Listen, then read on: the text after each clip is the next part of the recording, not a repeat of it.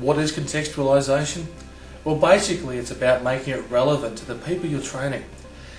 In this segment, we'll give you some ideas of just how to do that.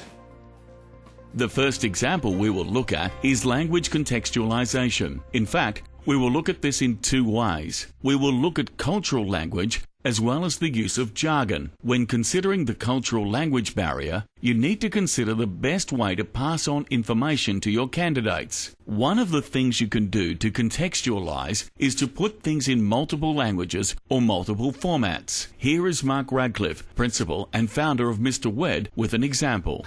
I had one workplace that I did some corporate training at where they actually had each of the manuals in 4 of the main languages used by their candidates. They had them not only on the manuals but also on the signs around the workplace. This made sure that everyone was included in the process, and it also made it a lot easier for people to understand what the key points were. Our second example has to do with jargon and terminology. It's fine when you know the jargon or know the acronyms that might be being used, but many people who are starting a new job or are entering an industry for the first time aren't familiar with those particular key terms. This means you must be careful when using jargon and also remember to explain it. I'll give you an example. I attended a meeting for one of our corporate clients while we were developing a new program for them. They asked me to meet the CEO at the SMC to talk about how Pac-Man could be made as part of their KPIs. Now, my first thought was I was in the twilight zone because I had no idea what they were talking about. Then I asked a few questions and I understood that I was meeting the Chief Executive Officer at the Strategic Management Committee to talk about their pay and conditions manual and how I could make that work for their key performance indicators. Isn't that a mouthful?